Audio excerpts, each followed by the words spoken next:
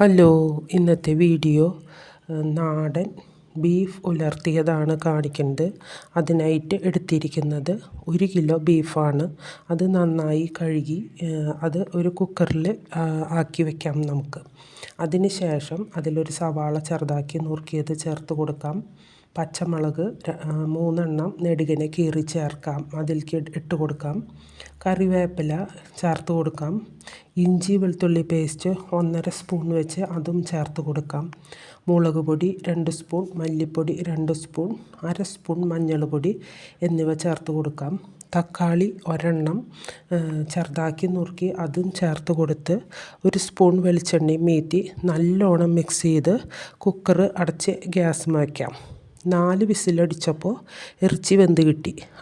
ഓരോ കുക്കറിൻ്റെ ഇതിനനുസരിച്ച് ആയിരിക്കും ഇറച്ചി വേവുന്നത്. പിന്നെ ഇറച്ചിയുടെ മൂപ്പിനനുസരിച്ചും വ്യത്യാസം ഉണ്ടായിരിക്കും ഇറച്ചിയുടെ വേവ്. ഈ ബീഫ് ഉലർത്തിയത് ചെറുതായിട്ട് ഒരു തിക്ക് ഗ്രേവിയോട് കൂടിയിട്ടുള്ള ബീഫാണ്. ഇത് ചോറിനും ചപ്പാത്തിക്കും ഒക്കെ ഉപയോഗിക്കാൻ പറ്റിയ കുറച്ച് ഗ്രേവിയോട് കൂടിയുള്ള കറിയാണ്. അപ്പോൾ നമുക്കിത് ഡിന്നറിനൊക്കെ ഉപയോഗിക്കാനായിട്ട് പറ്റും. ചപ്പാത്തിയും പൂരിയും ബ്രെഡിനൊക്കെ ഉപയോഗിക്കാൻ പറ്റിയ കറിയാണ്. എൻ്റെ വീഡിയോ സബ്സ്ക്രൈബ് ചെയ്യാതെ കാണുന്നവർ സബ്സ്ക്രൈബ് ചെയ്യാൻ ഓർമ്മിപ്പിക്കുന്നു.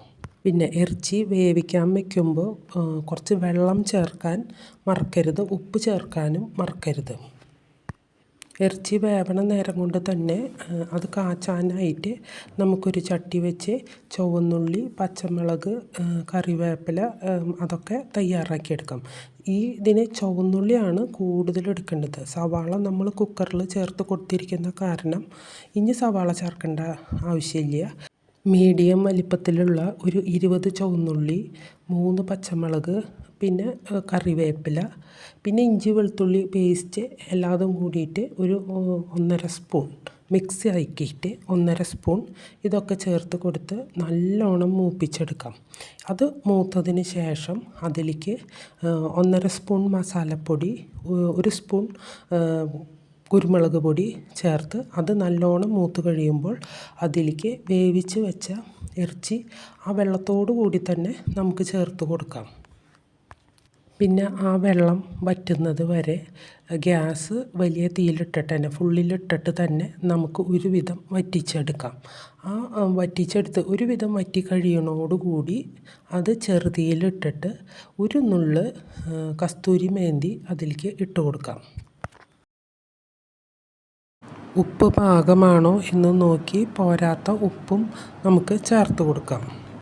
ഒരു നുള്ള് കസ്തൂരി മേന്തി കൈകൊണ്ട് നല്ലോണം തിരുമ്പി അത് ചേർത്ത് കൊടുക്കുന്നത് കറിക്ക് നല്ല മണവും ഒരു ടേസ്റ്റിനും നല്ലതാണ്. വീഡിയോ കണ്ട് ഇഷ്ടപ്പെടുകയാണെങ്കിൽ നിങ്ങളുടെ അഭിപ്രായങ്ങൾ അറിയിക്കാനും കമൻ്റായിട്ട് അറിയിക്കാനും പിന്നെ ഷെയർ ചെയ്യാനും മറക്കരുത്.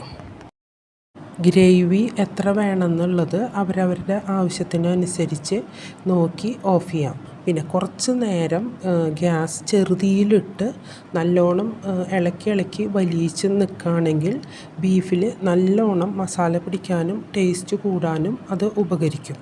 പിന്നെ അവസാന നേരമാകുമ്പോൾ കുറച്ച് മല്ലിയില ചേർത്ത് കൊടുക്കുന്നത് മണത്തിന് നല്ലതാണ്. മല്ലിയില ചേർത്തതിന് ശേഷം നല്ലോണം ഇളക്കി മിക്സ് ചെയ്ത് ഗ്യാസ് ഓഫ് ചെയ്താൽ ബീഫ് റെഡി.